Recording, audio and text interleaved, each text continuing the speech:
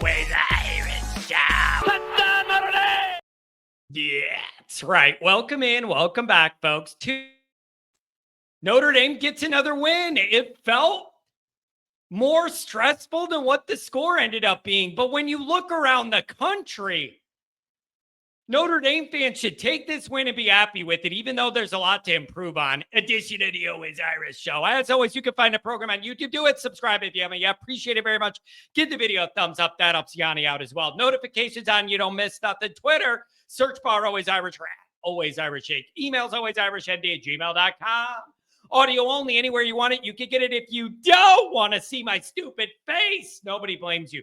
Call in lines 312-988-15. Dialed up. Tell Uncle Johnny all you've heard and seen. ND on SI article for you every single day of your life. In the season, out of the season, there's always something rattling around in my Notre Dame brain. Read all about it. Patreon.com/Always Irish. All-star team over there. Tim Ide, Mike Goolsby Show, Sunday night, Monday Night Raw, film breakdowns. We got everything. Chat boards. We got it all, folks. And as we get going in this, let me remind you, you're all invited to the USC tailgate in the quad by Touchdown Jesus in partnership with the Notre Dame Alumni Club of Orange County. We're going to be there. You're all invited. Tell them you're with Always Irish. Come on in. Not in the parking lot, in the quad. It's going to be a university setup thing as with the alumni group. Be there, be square. Cost is free on Johnny. All right. Let's get into this ball game. Here's number one. You got a lot going on around the country. And when you got teams getting upset, teams that are down and out like Penn State now completely just devastated. You got teams that were supposed to win and they lost, and Oregon loses, and you got all this, and Texas beats Oklahoma, and all these different moving parts. I'm just recording this. Michigan and USC are starting. Kelly's game starting. You got a lot going on still. I just want us to keep all of the chaos top of mind when you're thinking about Notre Dame's game. And you want to be critical of the offense at times and how ineffective or inefficient it seems at certain times. Down short yardage and goal line, you're not able to punch it in. You're getting too cute, whatever. It felt like Carr had like a little up and down day, kind of, but like still put up 342 yards. The run game, you want a little more sometimes. It feels like it should be easier. Like the way the game started kind of slow. You should have been up 14-0 and you weren't able to do it. And then that allowed the game to be closer for longer. All of these are fair complaints. But under the framework of zooming out and looking at the big landscape, Notre Dame had a good week again. Notre Dame had a good week again. Bad officiating. Like you left 3 possessions in the red zone with nothing because you couldn't get it done. Fumble down there, all of it. Still a good week for Notre Dame. Here's by far my biggest takeaway. It has nothing to do with like what's Denbrock calling in the red zone. No, it's the Notre Dame defense. That needs to be everyone's number one storyline, the Notre Dame defense. And if you're going to give Chris Ash this hard time for how the year started or whatever, you got to give him credit for this turnaround. You're giving up single digits. That's winning football against anyone. Arkansas, not a terrible offense, held them down. These guys, not a bad offense, you held them down. Like, whatever you think of Boise, you think of Boise. But this game felt weird because going into it, the narrative and the stats were, these guys have a dangerous offense and a terrible defense. But through like half of this game, it felt like it was the other way around. Their offense wasn't doing anything against us, and their defense was frustrating us. So it just felt a little disjointed how I thought of what NC State was coming in. But this is my number one thing. We entered this game, and it was like, what are your notes? What are you looking for in this game, John? And it was, Can the offense be a little more in rhythm or whatever than they were in the disjointed outing last week? That's always on the list. But the number one item was, can the Notre Dame defense maintain momentum heading into USC? What do you got? 7 interceptions in the last 2 games? You're giving up single digits? These guys are finding some confidence. They're flying around. They're making some plays. Are they perfect? Nope. I still don't think you have what you want up front in the D line. And you still have these moments where you're getting exposed on the back end. This is not a perfect defense. But for where they were to where they're at now, it's unbelievable.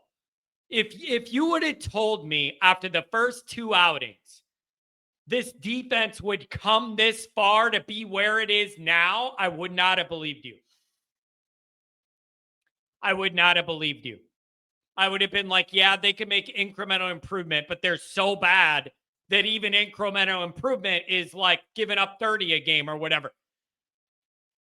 They got a lot better fast. They got a lot better fast. And on the post-game call-in show, the question was like, do you believe in the Ash defense now? Are you coming back around? Is the heat kind of going down? Like, where are you at? Talk to me after USC. Bro, talk to me after USC. I love what you're doing. I love you held Arkansas. The second half of Purdue, most of it, like till you gave up a score late, you shouldn't have. I like Arkansas. I like last week. I love what I saw this week. Slow down USC. Do enough to let Notre Dame win that game, and then I'll kind of be with you. So they deserve a lot of credit. The players do. Ash does. And I know there's some questions of, John, are we ready to give all that credit to Ash? What if Freeman really did take over more, or his fingerprints are all over this a lot more than we think, and it isn't really Ash or whatever? What I don't care what it is right now you're doing. Keep doing it if you're going to give up 7 points or 13 points. Keep doing it. People were joking. Oh, they turned his walkie-talkie off with the plate. Whatever you're doing, keep it up. Whatever it is, keep doing it. And there's a couple different things here that are important. The actual statistical output of like points you're giving up and the plays you're making is one thing. Momentum is real in college football. More real and tangible than in any other sport. Riding the emotion and the crowd gets involved in those swings in momentum. I think it's very, very important that the Notre Dame defense enters the USC battle with confidence. And they've gained some. It isn't this as passive and confused and like reactionary. They're starting to fly around and make plays. And so the on the field part, I love, but that group building confidence heading into USC is a big deal to me, and you got it. Look at this. Bailey, 182 yards passing, 1 touchdown, 3 interceptions. That's a winning day for the Notre Dame defense. It gets better. NC State rushing, 28 carries, 51 yards. 51 yards, a long of 10. That's getting it done. That's good defense. That's good defense. 182 yards passing, 3 interceptions, 51 yards rushing. That's good defense. You got to give them credit, man. Like, I know people felt a certain way about Ash, and so did I. You got to give the guy credit. You know who else I got to give a lot of credit? Kurt Signetti. I'm sorry. I didn't like the guy last year when he was matching up with us and running his mouth and all this. That is a fantastic win at Oregon. Fantastic win. You got to give the guy all the credit in the world. Doesn't matter if you like him or not. You got to give him credit when he's earned it, and he earned it. He earned it. So that's an unbelievable performance. Northwestern deserves a shout out for punching Penn State when they were down, keeping them down. What do you make of Texas beating Oklahoma?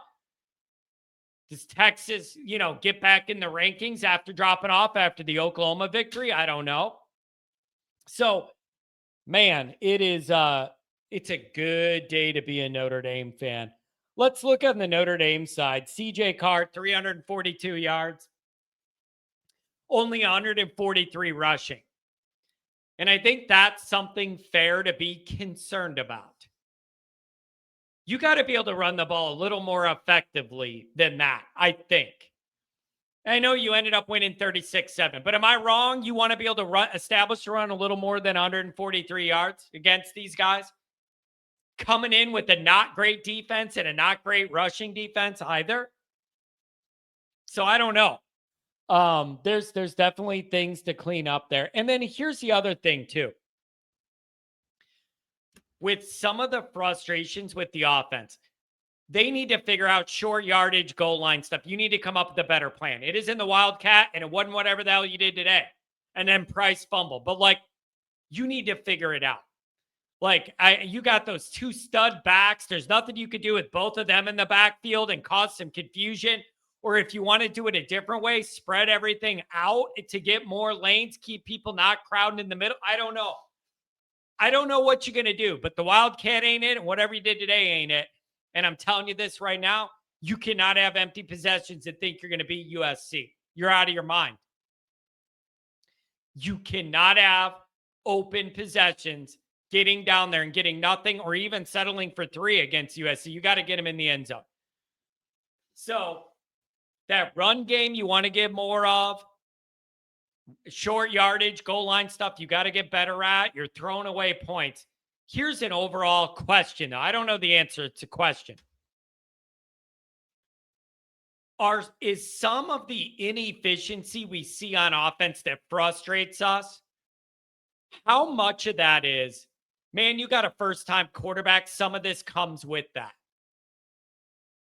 I'm having trouble separating out. How much of it is that versus just you're not moving people enough. That's why you ran it for 140 some yards and not 240 yards. Right? How would things look different if you scored 3 more touchdowns in this game when you got in the area and didn't convert? So I'm just wondering how much is some of this, when you're frustrated with the offense, is natural growing pains with the first time starter. I still think Denbrock's overthinking himself when he gets down there. Short yardage, but goal line. It just feels to me like he's overthinking it. You have the best 2 backs in America. Get them involved down there and take your chances on 4th down. Have them both out there and do something. And the defense doesn't know who's getting it, whatever. I mean, you don't have Riley Leonard's big body. You got to figure something else out. But these ain't it, what you've been doing. Go back to the drawing board against USC. So, overall, really good win. Did what you needed to do. Momentum going high. We're going to talk about the complaints. I love talking about complaints when you win 36-7. That's a good time to talk to me about our complaints, where we need to get better. Here's where this goes next. For as frustrated as everyone in the Notre Dame family is about how the year started, the fans, the players, the media, the coaches, everyone, USC is your chance at redemption. USC is your chance to say, you all saw us in prime time in back-to-back weeks, and it wasn't good. That isn't us, wasn't us. This is your chance. In prime time, your playoff life on the line. Whether USC wins or loses later tonight, this is your chance to prove what you saw those first 2 games was not us. This is us. Win it, get to the bye, and you should have a real good shot at the playoff. Let me know what you guys think.